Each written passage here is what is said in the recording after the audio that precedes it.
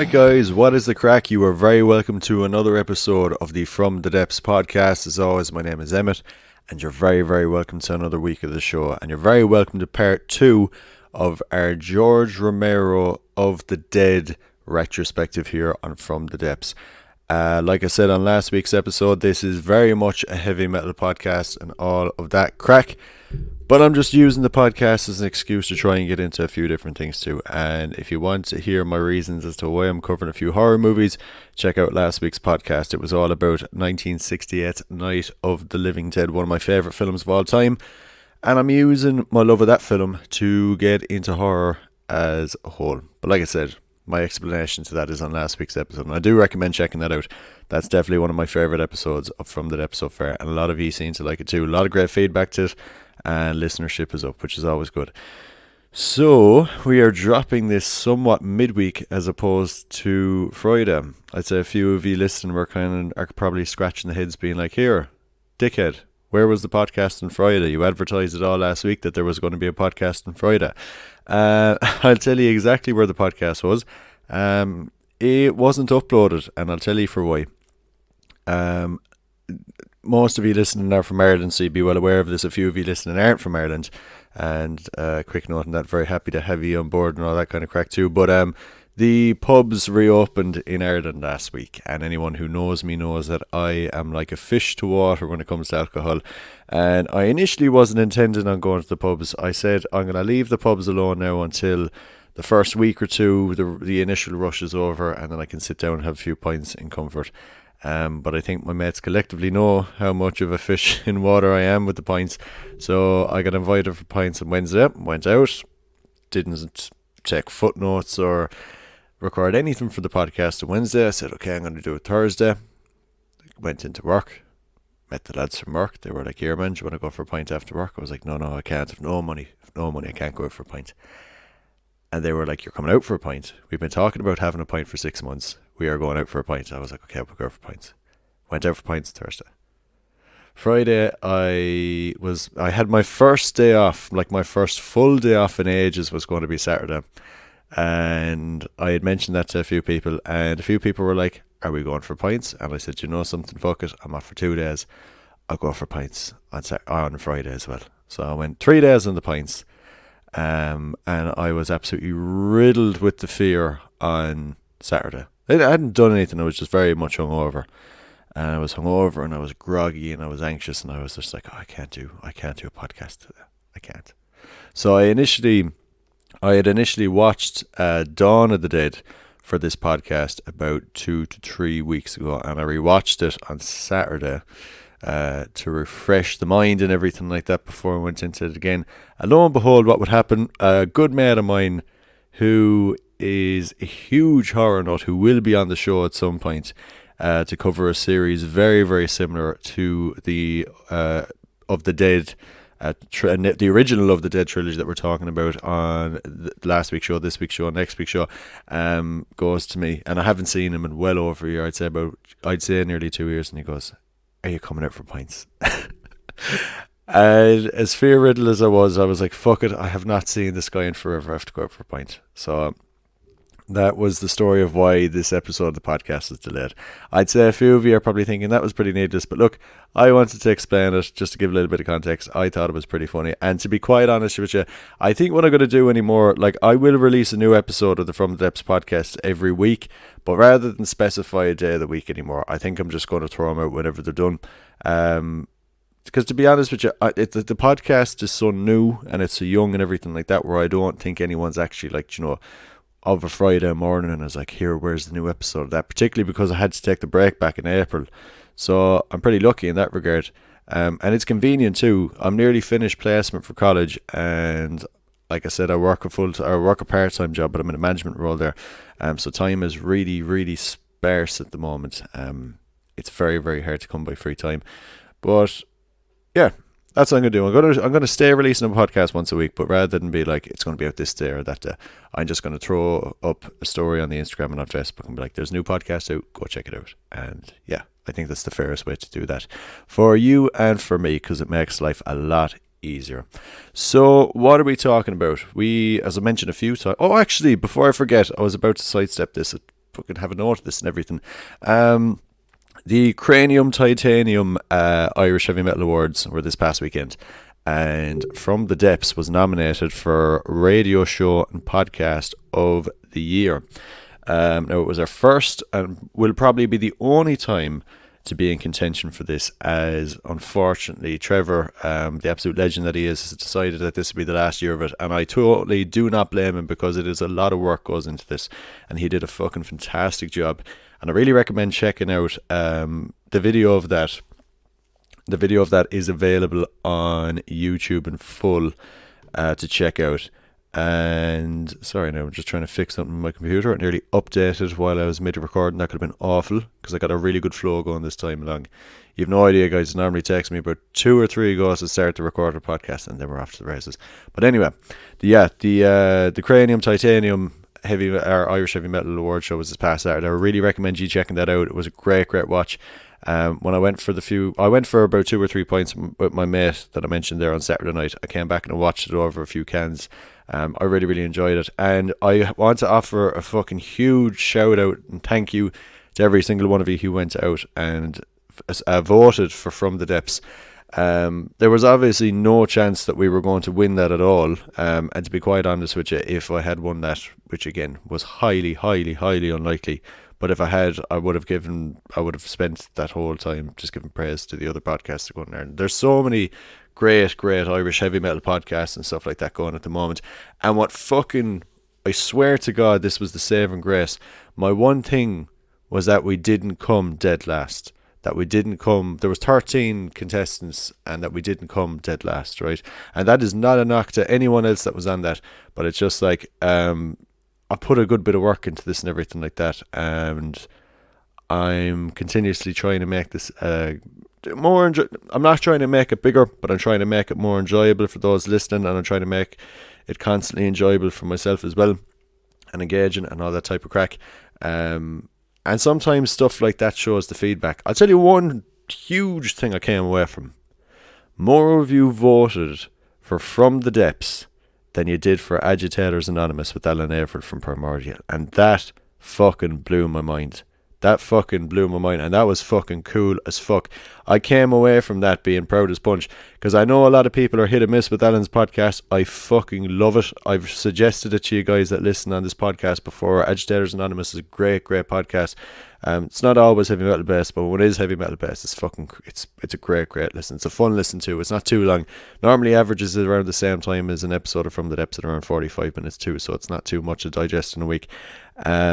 And Alan does some fantastic videos on his YouTube channel. I think it's like Call from the Grave is the name of it, where he goes through a band's discography retrospectively and gives his 2 cents on albums, which is something that we will be doing more of here on From the Depths over in the next few weeks too.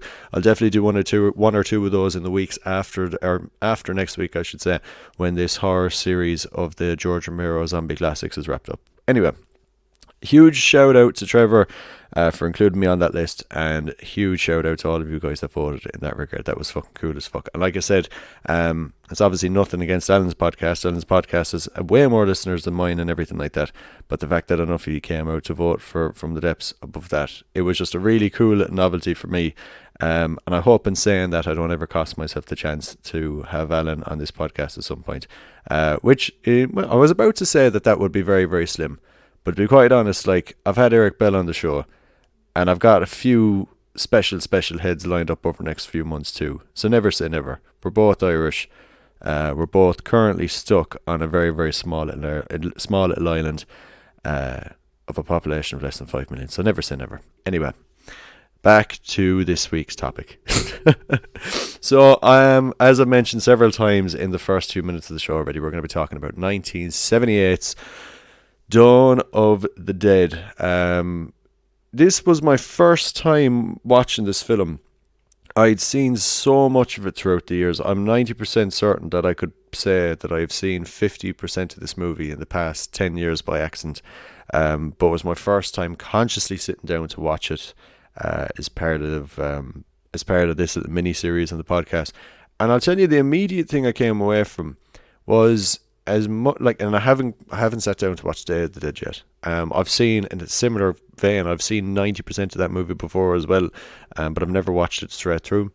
But the biggest takeaway I have to say already from these films is that the Romero Dead trilogy, the original one, although it's like they're horror staples, they're major influential in the grand scheme of things when it comes to horror and stuff like that. Particularly this film, which we'll touch on in throughout the course of this podcast. Anyway, I would relate these very much, like they are very much horror podcasts. But if you're a fan of sci-fi and trying to get into the genre, this would be a great way to get into it. I love B-movie sci-fi. I love B-movie horrors too. Like I said in last week's podcast, I'm not a huge horror connoisseur, and this is the whole reason that I'm doing this in the podcast, is to get in to horror movies in the first place. But yeah, I've seen loads of like those video nasties and stuff like that. I've been watching a few of those over the past year or two. No, over the past 2 or 3 years, I could say. And you know, that wouldn't be enough to say that I'm into horror. So this was the conscious effort on my part. But anyway, I'm rambling. These films are way more akin to sci-fi, like the premise of it, that like, you know, there's a pandemic going on, people are getting infected, people are eating each other, like, do you know what I mean? And they're, despite the cliches that I mentioned last week in zombie movies, they're not going to eat the brains, they just want the flesh. It's like some weird virus, do you know what I mean? It's you could nearly say it's poetic as to what's going on now, but I'm not going to relate that. I'm going to wait until a little bit later into the podcast. I'll give you a little bit of a hot take on that. I'm not going to give you a real hot take. It's just going to be a little fun observation. But yeah, I'm talking a bit too much. How about we start things off in nice and easy fashion? So before we get into the pre-production of Dawn of the Dead, how about I give you a little listen to the trailer?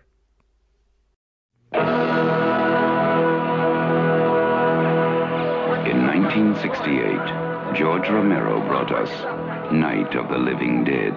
It became the classic horror film of its time. Not that room! Not that room! Now, George Romero brings us the most intensely shocking motion picture experience for all times. It gets up and kills. The people it kills get up and kill. This situation must be controlled before it's too late. They are multiplying too rapidly. Dawn of the Dead. Meet me on the roof at 9 o'clock. Getting out. I don't believe We're it. going to What? get out in the chopper. We've got to survive. Somebody's got to survive. They kill for one reason. They kill for food. They eat their victims. Imagine, if you will, that something has gone terribly wrong. Shoot it, man. Now, accept the fact that there's no escaping the horrible consequences. George Romero brings back the dead. Night of the Living Dead has ended. Dawn of the Dead is here. We must not be lulled by the concept that these are our family members or our friends. They are not. They will not respond to such emotions. Operator dead. Post abandoned. We may never get out of the room. It's everywhere. What the hell is it? Looks like a shopping center, one of those big indoor malls. What are they doing? Why do they come here? Some kind of instinct, memory, what they used to do. This was an important place in their lives. What is it? We've got a war.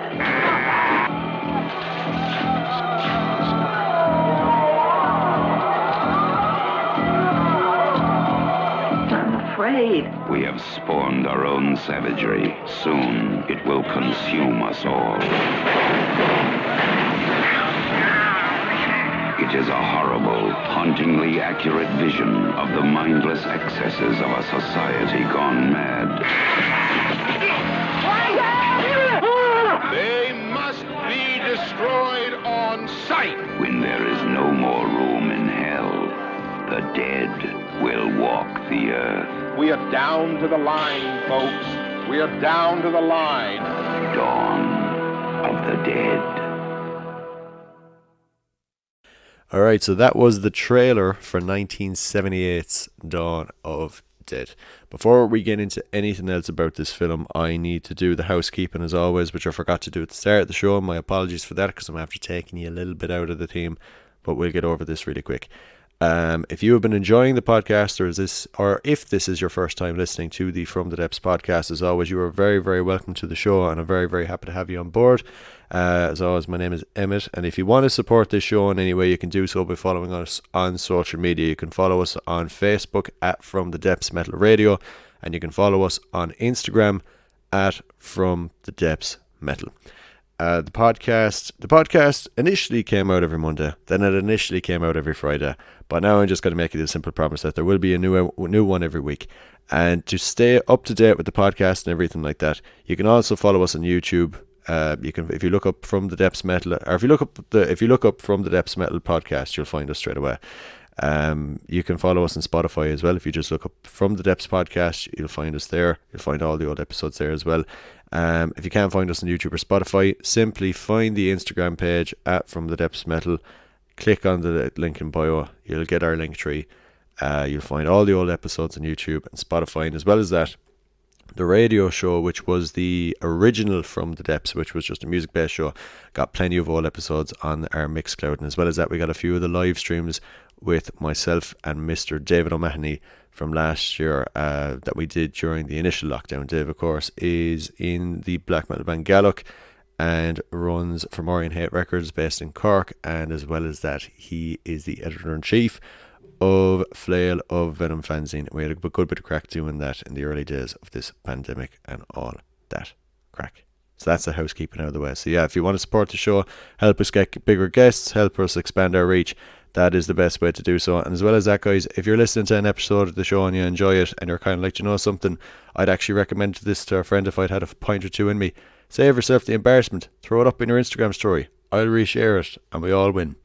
So yeah, we're talking about Dawn of the Dead. I will tell you my initial reaction to this film. As much as I praised Night of the Living Dead last week, I honestly, after 2 watches, prefer this film leaps and bounds more, and that is saying something, because I honestly hold Night of the Living Dead in very, very high regard, and consider it to be one of my favourite films ever. Definitely in my top 10. Not top 3, but definitely in my top 10. And this film will very, very quickly be joining it. This is a fucking fantastic film from beginning to end. I would recommend, if you're going to check this out, try and check out, there's a version of it on YouTube which is free to watch, right? If you look up Dawn of the Dead 4K, it should be the first version that comes up. It's about 2 hours and 12 minutes in length, and the pacing in that version in particular is fucking unbelievable. I sat down before to watch a different edit of the film, again, that I found on YouTube, that was 2 hours and 45, and to be quite honest with you, I found it very fucking draining. That 2 hours and 12 minutes edit of the film is just fucking pitch perfect. The pacing is brilliant. Doesn't go too fast, but the beats flow steady along, if that makes any sense. Yeah, we're going to talk about a little bit about the pre-production of this film. So, following on from the release of 1968's Night of the Living Dead, George Romero would not revisit the undead that he helped make famous for several years. He would immediately step away from the horror genre altogether with his 2 following projects, There's Always Vanilla in 1971 and Jackie's Wife, Season of the Witch in 1977, but would return to the genre with the 1973 sci-fi horror The Crazies, and would later receive critical acclaim for the art house piece Martin in 1978. The initial idea of what would become Dawn of the Dead came after an invite from Mark Mason to visit the Monroe Mall, a mall managed by Mark's company Oxford Development Company, during Romero's visit. Mason would show Romero several of the hall's hidden locations and compartments. After noticing the demeanour of the customers and a passing comment from Mason about how anyone would survive for months in the mall should an emergency arise, the premise, I should say, for Night of the Living Dead sequel was born. Right, so with no script, Romero and his producer Richard P. Rubenstein had little to no luck finding anyone willing to invest in a sequel to a film that was surrounded by nothing but controversy and would be released nearly a decade too late. Through blind luck, word of the sequel would be caught by Italian horror director Dario Argento. Second now, because my notes are after disappearing. I have to read from notes because I have a brain like a fucking sieve. Argento was willing to help make a sequel in whatever way he could. The arrangement made between Argento, Romero, and Rubinstein would state that Argento would help them secure financial backing to make the film a reality, and in return would receive international distribution rights to the film. Argento invited Romero to stay with him in Rome so he would have a change of scenery when writing the screenplay, and so that the two could collaborate with regards to possible ideas of what a sequel to Night of the Living Dead would become. When the final script was complete, Romero made contact with his friend Mark Mason to secure permission to film in the Monroe Mall, which he received, as well as further financial backing from Mason's connections with Oxford Development. So one interesting point to note that I didn't write down in my notes for this now, and apologies as well if that seems very stagnant from reading from notes. There's a lot of background information with this film, and if I was to go like rattling it offhand, there'd be loads of inaccuracies, and you'd be all going off telling people facts and factoids about the film, and they'd be totally wrong, and they'd be like, man, the fuck, I've read a book about this film, what are you talking about? So it's to save us all embarrassment. Me sounding stagnant reading into our mic isn't too bad. Saves us all a bit of embarrassment. But one thing we all have to be conscious of, right, when looking at the background of this film and everything like that is, when it comes to Romero's relationship with the original Night of the Living Dead, although we look back at it now, over 50 years, like incredibly favourably, it's one of the most iconic horror films ever made. Remember that bit that I touched on last week when we were talking about the copyright issue with Night of the Living Dead, that Romero and co. essentially made no money off of Night of the Living Dead because of failure to copyright the title, and as such people were distributing their own versions of the film, making their own sequels and everything like this. So it would have left a little bit of a bad taste in Romero's mouth, and naturally he didn't revisit it. I haven't been able to find much interview footage in relation to his attitude towards the film after the film's release. Bar kind of older special features and DVDs looking back at it like 40 odd years later and stuff like that. That was all I could really find. But yeah, if it was any of us and we're sitting down and we made this movie and we spent lots of time and stuff making it, naturally if we made no money off it, we'd be kind of pissed off too. So let's talk a little bit about the casting of this film. So we got Ken Foree as Peter Washington. Dawn of the Dead would be only Ken Foree's third motion picture appearance.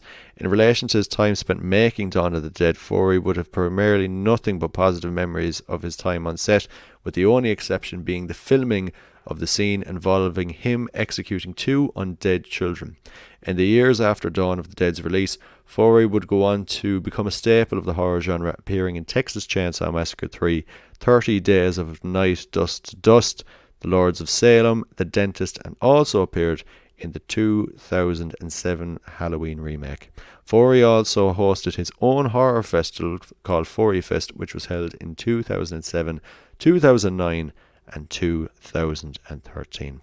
Now, lads, what I'm going to tell you now is, without a doubt, in all of the years that I've sat down and drank hands and went on wiki binges, this was without a doubt the most fucked up factoid that I have ever found out about an individual ever. And I mean fucked up in the best way. This is just the weirdest shit. And I had to double check that this wasn't some weird Wikipedia edit and that it was true, and I can verify it and everything. We're going to talk about Scott Reiner as Roger Trooper DeMarco. He's the SWAT team member at the start of the film who befriends Peter Washington in the basement after the raid on the little housing block, right? So I have this down in the script as mad crack, and I have literally just copy and pasted this little section of the Wikipedia thing onto a Word document. And I'm going to read it to you word for word, verbatim, because I couldn't reword this. I couldn't put it in my own words. How fucking strange it was. So in 2004, it was revealed that Regner is the Prince of Gore, a province in western Afghanistan. Rainer's great-great-great-grandfather, Josiah Harlan, was the first American to set foot in Afghanistan. Harlan was granted sovereignty in perpetuity for himself and his descendants by Rafi Beg in exchange for military support. The Hazaras had been raided by Uzbek warlords, particularly Murad Beg, and were nominal vassals of the Emperor of Afghanistan. the Emir Dost Muhammad Khan sent Yahya Harlan with an armed group to collect tribute from the Hazaras. The Hazara leaders, of whom the most prominent was Refa Beg, offered to send tribute if Harlan would unite them in the struggle against raiding Uzbek warlords. The agreement made included Harlan being made hereditary paramount ruler and advocate. The British arriving later negotiated with the Emperor for the departure and loss of temporal power of Harlan. In his later life, Yahya Harlan continued advocating for the Hazaras. Reidner has expressed mild interest in the title and suggests passing it to his younger brother Harlan Reidner, a historian and PBS documentary producer, but in general considers the title an anecdote and curiosity of no real-world importance. That, I thought, was the most fucking hilarious. I must say, there is, like, this is only going to be an overview of the story of how the film was made and the production stories and bits and pieces, and I'll go over the plot and I'll go about the aftermath of the film's release and everything like that. But I do highly recommend go down this wiki binge. I must say I'm not drinking a can right now, but when I did do the preliminary research for this podcast, I was having like a can or two, and I was just, oh my Christ. It was after like my first night in the pub. I came home and had one or two, and it was early enough yet, and I thought, you know something, I'll go down the wiki rabbit hole. And when I found this, I turned the laptop off. I was like, right, you're going to bed, that's enough of that now, that can't be real. And I double checked it the next day, and I verified, and I just thought that was absolutely fucking ridiculous. But yeah, there was royalty in the cast of Dawn of the Dead. So that's that for you. We are going to talk now about Stephen, who I think his second name is pronounced Emge. It's spelled Emge, so he played Stephen Flyboy Andrews. His career was pretty short-lived. He only appeared in 2 films after this. He's still alive. He's in his early 70s now. And his casting as Stephen Andrews would come about as the result of a chance meeting between him and George Romero in a restaurant in New York, where oddly enough, David Emge was working as a chef. It's the strangest thing. But yeah, after the Dawn of the Dead, he'd be in films very sporadically. He was in only 2 more pictures, like I mentioned, Basket Case 2 in 1990 and Hellmaster in 1992. And it quite surprises me. His character in this film isn't the nicest or isn't the most likable by any means or anything like that. But his acting's pretty good. Like, do you know what I mean? He's a believable prick, like, do you know what I mean? And last but not least, when it comes to the main cast, we have Galen Ross as Francine Fran Parker. Throughout the production of Dawn of the Dead, Galen would on several occasions flat out refuse to read particular pieces of dialogue and allow some scenes involving her character to go, and not allow some scenes involving her character to go ahead as written. Much like Duane Jones did in the original Night of the Living Dead production, over concerns on her end of her playing a submissive stereotype. Her and Romero would rework several scenes throughout Dawn of the Dead to prevent this, and in turn the character of Francine became far from a cliche, and it is a component that separated Dawn of the Dead from a lot of its horror action contemporaries. Galen would go on to become a director in the years that followed. Some of her work includes To Russia for Love, Made All Our Brides, Beijing Spring, and Time for Art. So yeah, there's obviously way more people in this film. If I was to go over the total cast of this, we'd be here forever and a day. You can find George Romero himself playing one of the, I'm going to say, the producers working at the TV company at the very start of the film. He's the one with the beard, smoking a cigarette, talking down the lens, looking for the list of the medical units. Makeup artist Tom Savini, who I'll be touching on a little bit later on. He plays one of the bikers. I think the biker's name was Blade, and he features in a really like iconic scene in it. And it's iconic, and I'm relating it to metal now in this way, because the scene that he's in that I would consider iconic, he plants a machete into one of the undead's faces. He just fires it straight in. The still from that scene was used by UK death metal legends Cancer, who will be playing here next year at the Monolith Fest down in Cork. Cheap plug for that. They took a still of that shot, had an artist paint it, and that is the cover of, oh God, what's the name of the album? Oh God, why didn't I take a name of that? I should know this. Hang on. What's the name of that album? I know the name of that album. I have that. 1 second. I have it wrote down. What is it? I do have that wrote down. to the gory end. That was it. I did have it down in my notes. Yeah. Apologies for all the hears. You can hear all the clicks and stuff like that. Very professional setup here. Do bear in mind, if you're ever listening to the podcast and you hear all those clicks and bumps and all that kind of crack, I am doing this by myself, and it is it's not, the budget is non-existent. So yeah, there has to be a little bit of air, or there has to be a little bit of space to hear all those bumps and ticks. So why don't we go on a little bit about the plot? I'm going to read the plot verbatim off of the Wikipedia page, and then I'm going to give you my thoughts on the film beat for beat after each part. So, the United States is devastated by a mysterious phenomenon that reanimates recently dead human beings as flesh-eating zombies. 3 weeks into the crisis, it has been reported that millions of people have died and reanimated despite the government's best efforts. Social order is collapsing. Rural communities and the National Guard have been effective in fighting the zombie hordes in open country, but urban centres are helplessly overrun due to the size of their populace. At WGON-TV, a television studio in Philadelphia, traffic reporter Stephen Andrews and his pregnant girlfriend, producer Fran Parker, are planning to steal the station's helicopter to escape the city. Crosstown police SWAT officer Roger DeMarco and his team raid a low-income housing project where the mostly black and Latino tenants are defying the martial law of delivering their dead to the National Guard. The raid quickly descends into chaos when the armed residents engage in a shootout with the officers. Roger attempts to restrain Wooly, a brutal and racist trooper, after he maniacally kills several unarmed civilians. Wooly is shot dead by an officer from another unit, Peter Washington, as the SWAT team dispatch the reanimated dead that have injured or killed several tenants. Roger forms an alliance with Peter, suggesting that they desert and join up with Stephen, who is his friend. They are informed by an elderly priest about a group of zombies in the basement, which they assist in the grim job of eliminating. That is half of the plot on the Wikipedia page. That is the first 20 minutes of the film. The first 20 minutes of this film are fucking fantastic. Beat for beat, there's just something that's happening every 2 minutes. One of the most brutal kills in that entire film happens during that raid. It's something I didn't put down in my notes for this film. I'm not going to spoil what it was intentionally made for, but the head used, that when that racist police officer kicks open the door and shoots at a black civilian and his head like just implodes like a watermelon, that was not initially made for that scene. It was made for a different scene, which I'm going to touch on at the end of this little plot synopsis thing. But it's great. If you're not too sure whether or not you're going to like this film, give it the first 20 minutes, because the first 20 minutes are fucking killer. Anyway, later that night, Roger and Peter rendezvous with Fran and Stephen at a police dock, and they leave Philadelphia in the helicopter. Following some close calls while shopping for fuel, the group come across a shopping mall which they make their sanctuary.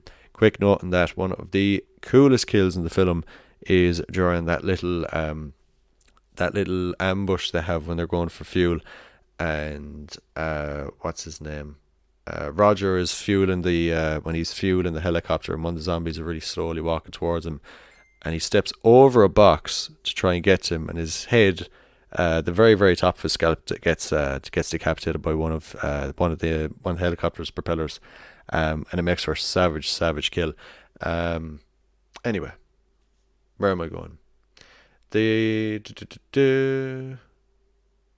can't remember where was in this. Oh, I do know. They devise an operation to block the mall entrances with trucks to keep the undead from penetrating. Peter and Stephen also cover the access to the stairwell. During the operation, Roger survives a particularly dangerous encounter and becomes reckless as a result. He is soon bitten by the zombies. After cleaning the mall's interior of zombies, the four enjoy a hedonistic lifestyle with all the goods available to them, furnishing their makeshift apartment with the mall's many commodities. It's a little bit of a catch-22 when all of that is happening, because like you're kind of watching and enjoying them having the crack and everything like this, but you kind of know watching it, you're kind of like even if you don't know how the film ends and everything like this, you kind of can tell something bad is about to happen, that this is too good to be true. And lo and behold, that ends up being the case. Roger eventually succumbs to his wounds and dies. He is shot by Peter upon reanimating. Sometime later, all emergency broadcast transmissions cease, suggesting that the government has collapsed and a larger portion of the population has become zombies. Fran, now showing her pregnancy, presses to leave the mall. Supplies are loaded into the helicopter and Stephen gives her flying lessons.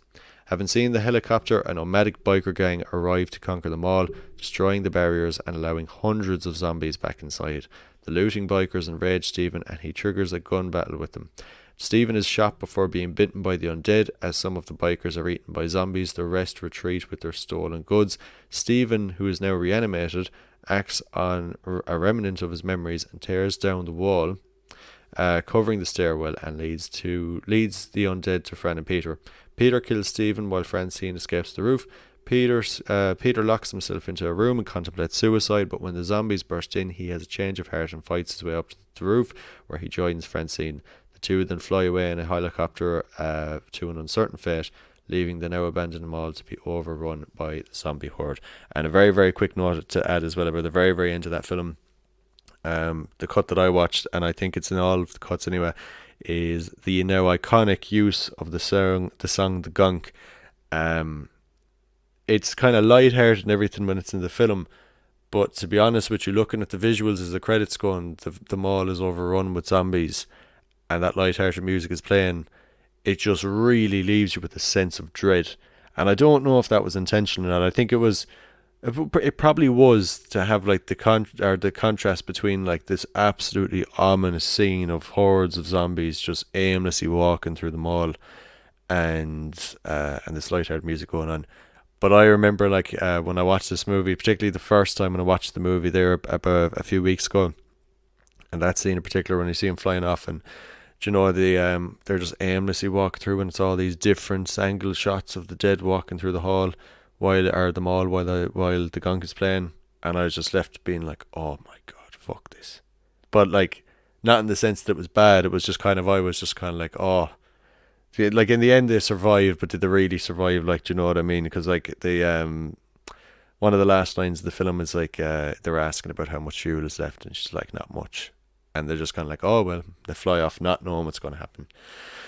Yeah, great fucking film. I really, really recommend checking it out and stuff like that. I got more to talk about with regards to the production and stuff like that. But what I was saying to you as well about that head, the head that explodes during the raid scene, that was initially intended. The end of the film was initially the two characters that end up surviving.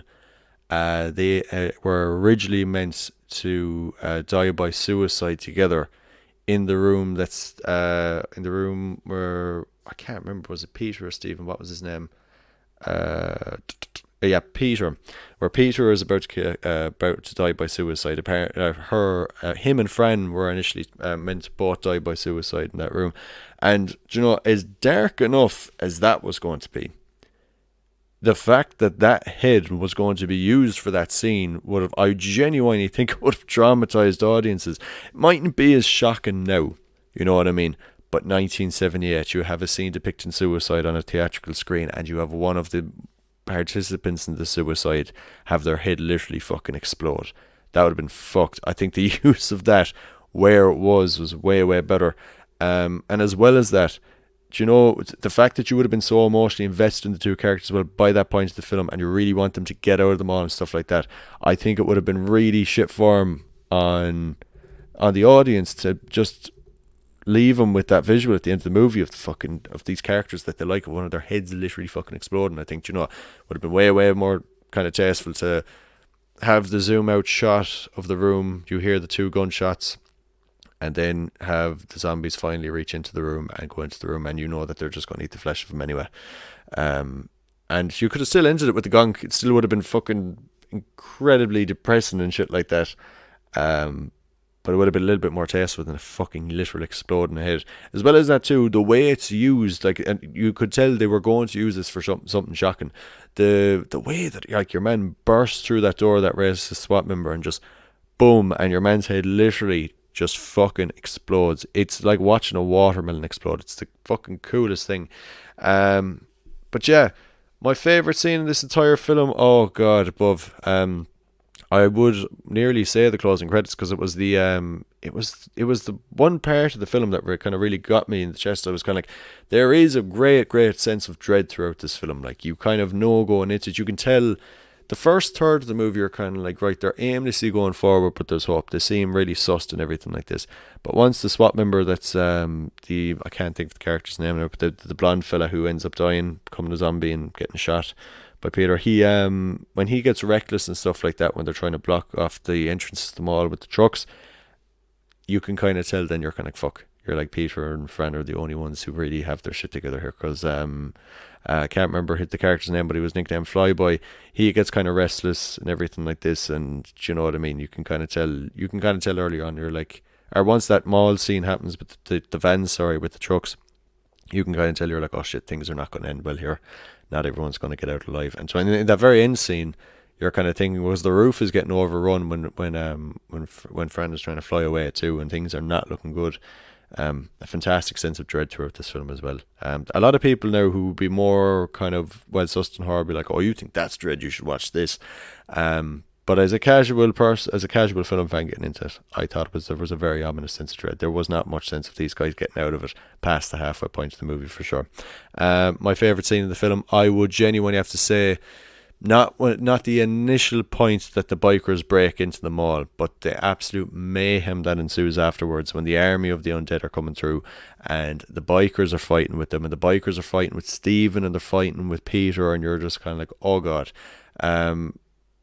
Maybe my favourite still shot, if that makes any sense, and my favourite like 2 seconds of the movie has to be like when Stephen's been shot through his arm on the top of the elevator. He comes down, he's not succumbing to his wounds, but his body is definitely giving out in him. It's just kind of like, fuck. And then the elevator door is open, and these like 5 or 6 zombies just swoop in, arms forward, just fucking nasty gnarls coming out of them and stuff like this. It's a very snapshot shot, but it does its purpose very well. And you're definitely left with that feeling of, oh fuck, and you're fully expecting them to get mauled, because at this point, several of the bikers have been mauled. Like, they have been, one of them in particular gets his stomach ripped open and stuff like that, and it's the trailer that I played for you, that high-pitched squeal at the end of it, that is him dying in that scene.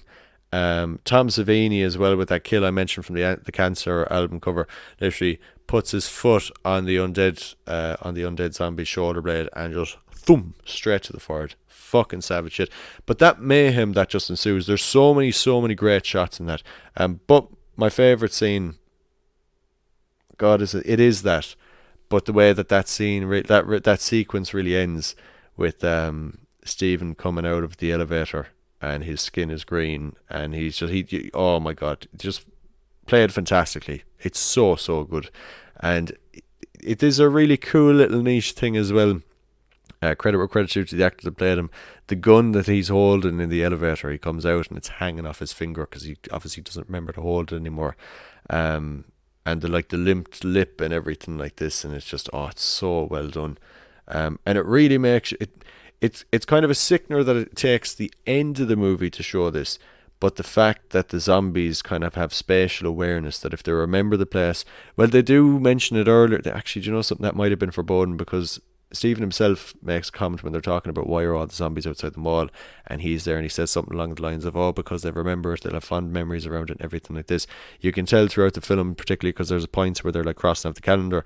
The guys, the protagonists of the film, are there for quite a while. They're there for a few months, so he would remember his surroundings because of that.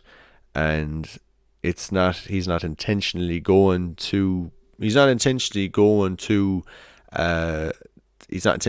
to hurt like his pregnant partner or to hurt Peter or anything like this. It's that newfound animalistic urgency that comes along with being undead that causes that. Anyway, let's talk about the makeup effects. We're talking about the work of Mr. Tom Savini. This was Tom Savini's first major picture as well. Tom Savini was originally intended to do the makeup on Night of the Living Dead, but he unfortunately got drafted to fight in the Vietnam War. Luckily for him, this is more unlucky than anything. He was positioned as a combat photographer during the war, and he would have had first-hand experience of actual grotesque violence through a camera lens, which, for better or for worse, I think for better, he luckily was not traumatized too much by it, which maybe says some kind of weird stuff about Tom Savini. But he used the first-hand experience of seeing like actual battles and actual how would you phrase it? Like atrocities, like bodies being ripped apart, heads exploding, everything like this. And that was where he took the basis of a lot of the visuals in Dawn of the Dead are taken directly from first-hand combat experience. And a fun little story I found out as well. This is going to sound like really dark humor now as well when I say this, but I find it quite funny. One of the nights that during his time in Vietnam, he was placed on guard duty, and during his watch, a flare was triggered in the jungle area he was watching, and he went against protocol and he fired into the woods, just blindly fired into the woods in the middle of the night. And hearing the gunfire, other soldiers that were on night duty as well, or on night guard, they began doing the same until a little duck from that you'd see beside a pool or a lake or a river or whatever, they one of them emerged from the woods completely unharmed. Like not out, all these lads were shooting at the woods, not a single one got this duck. And later that night, then after they all got over the laugh about that and everything like this, their bunker would actually come under fire, and it would result in the death of several soldiers, and it would earn Savini the nickname of Duck Slayer. So I read that during my Wikipedia binge a few nights ago, and I got a great kick out of that. The zombie colours as well in this film. Some people kind of try and make the argument that depending on different cuts, that the zombies are different colours and everything like this. This isn't actually the case. Some zombies in the film are grey, some are green, and some are kind of bluish hue. It all depends on what was how much they had that day, to be quite honest with you. And none of the zombies really have that much detail unless they're close up on camera or they're part of a pivotal scene. The zombie that's used in the poster for this film is actually the scene as well when they're lining up the petrol tank, or they're putting fuel in the helicopter. That's the zombie that comes in to try and that tries to eat Peter and stuff like that. Now I know a lot of the zombies that are in this movie have been given nicknames and stuff like that by people who've been big into the Romero zombies for years and stuff like that. But to be honest, I didn't jump down enough of that rabbit hole to give you the nicknames of any of these. And there's probably a few listening that are like, oh, you're leaving out this, and this. Just go on what I'm telling you, lads. Please watch this film. It's a fucking fantastic film. And I more than anything, I could talk away about the zombie effects in this film and everything like that. I'll probably I keep saying this in every few podcasts that like I'll come back and do this and I'll come back and do that. There will be a point where I'll have enough of these horror themed podcasts done, maybe even enough done specifically about zombies, that I'll revisit this with guests and we'll talk about some of our favourite zombie effects and standout zombies in films. And without a doubt, several that feature in this film will be part of that list. I can tell you that for a fact. So yeah, that's that. Let's talk a little bit about we talk about the score for the film, the music for this film, because it differs depending on what version of the film that you listen to. So like I mentioned earlier, Argento, as part of his agreement with Romero, got the international distribution rights. So he would release a separate edit of the film in non-English speaking countries in Europe. The score for Dawn of the Dead, it depends, like I said, on what version you're watching. Romero's cut features primarily scores and cues from the Wolf Music Library, a compilation of stock music cues and scores. The most iconic piece of music in Dawn of the Dead would be the Gonk, which I mentioned earlier, which is a polka-style tune played by Herbert Chappell. The version used during the end credits would feature zombie sound effects, which were added by Romero in post-production. The Argento cut of the film, titled Zombie, features primarily music from the band Goblin, who are incorrectly credited as The Goblins. Argento collaborated extensively alongside Goblin in the creative process of his score. Prior to their collaboration on the soundtrack of Dawn of the Dead, the band had worked on the much celebrated soundtrack of the 1977 film Suspiria, which oddly enough comes up in quite a lot of metal playlists both on Spotify and YouTube, and it's why I included that little factoid there. I have not listened to too much of Goblin.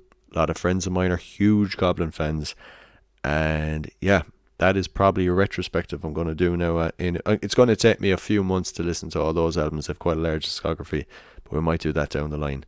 Go through all the Goblin albums, and yeah, we'll do a retrospective on Goblin at some point. If any of you listening are interested in hopping on for that, give us a shout.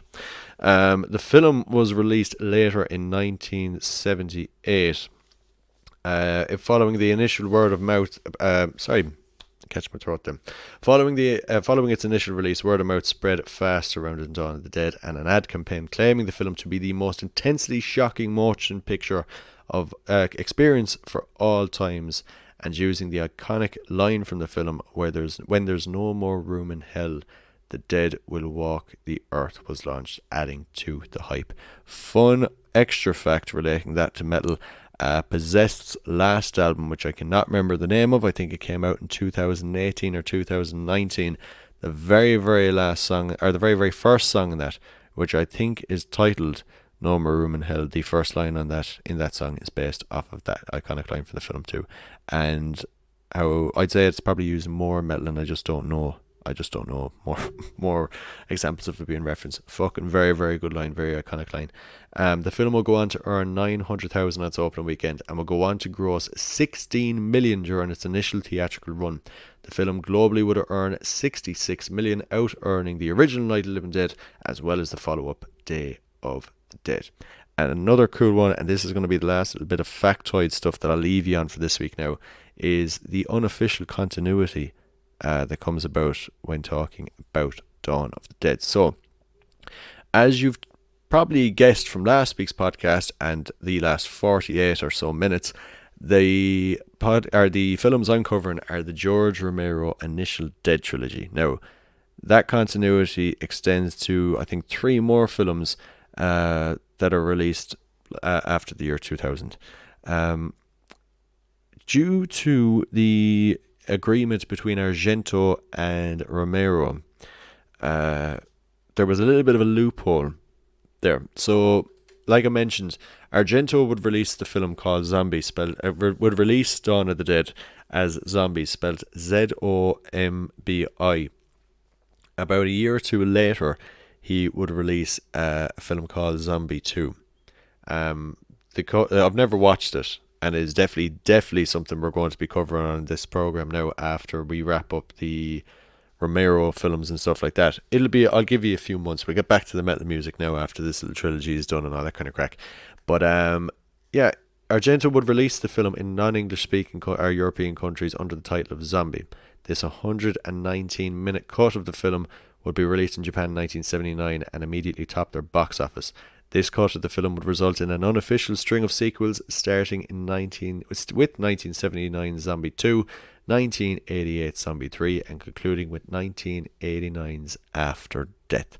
And I can confirm to you guys now, if you watched the original 3 Romero of the Dead films and you fancy watching some zombie movies this weekend, all 4 of those films are free to watch on YouTube, so you can work away with those. So yeah, I thought that was really, really cool, because the thing about this is I always, when I think about this film in particular, I associate it so much with Night of the Living Dead, and then Day of the Dead, and then Land of the Dead, and all those string of films that came in the 2000s and stuff like that. Now I'd be very interested to watch this film and then immediately watch like Zombie 2, and then watch the film and see if it still makes any sense. Now the thing to always bear in mind as well is there is actually no real continuity between the Romero films, with the exception of the fact that this ongoing zombie pandemic is happening. That's about it. No characters appear from one film to the next and stuff like that, which is kind of good too, because it makes every film stands on its own 2 feet then, and you don't have to have watched the prior one to get the next one. So that is really all I've got to say on Dawn of the Dead. I could really keep going for another 20 minutes to half an hour going on about the social commentary and stuff like that. I'm going to just throw out a few little bits like that, because I'm not going to go into it in too much detail. The character of Fran in this, is it Fran? I have to double check the character's name even, Jesus, which is saying a lot. Yeah, Fran was her name. I've watched this film twice, so I should know the character's names by now. She's presented very, very well and everything like this, and you get a lot of praise. Have to give credit where credit's due, especially compared to the way that women were portrayed in the first of the Dead films. In Night of the Living Dead, the women in the film are very, very, very submissive. They're very submissive. To be honest with you, they add to the issues more than they help prevent the issues. But credit where credit's due to Galen Ross, who again played Francine. She was adamant that her character was not going to be like that. And to be quite honest with you, it really, really does add to the film, because the 4 protagonists in the films, are in the film, none of them really appear to be. Every time that one of them appears to be weak, it's a human flaw. It's something that could naturally happen to anyone. With the two lads who end up becoming infected and becoming zombies and end up dying, it's arrogance is their downfall, and false frown to bravado and everything like this. Francine's character, to give credit where credit's due and everything is, she is literally pregnant throughout the film and everything is, and she was like, "You're not leaving without giving me a gun. You need to show me how to fly." What happened? Like, all of these things. She calls Stephen out in a lot of his shit as well throughout the film, and that's a really, really cool little note as well about the it shows the breakdown in the relationship throughout the film and everything like this, because at a certain point she just has enough of his arrogance and everything like this, and there's a really, really kind of harrowing scene where they're sitting down this little kind of makeshift home they've made out of an office room, and they have like, they have a little living space, and they have a bedroom made, like, and it's it's the three survivors at that point eating dinner together. There's a record playing. Stephen is standing watching the fuzz on a television screen, hoping that the broadcast is going to come back, and she's there calling him out for it. She was just like, "You've been waiting there for hours. They're not coming back. Cop on." Do you know what I mean? And she goes up and turns off, and he goes up and turns it down, or she goes up and turns it off, he goes and turns it back on.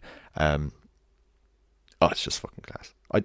I'm not going to go into it too much. I've touched on it a little bit there. Please, please, please go out and watch this film. I'd recommend this more than Night of the Living Dead. I genuinely think when you compare it to Night of the Living Dead and everything like that, it is just way more of an immersive film. It's a more engaging film. It's just, I think if I showed Night of the Living Dead to my partner before, this is a great way now to explain it.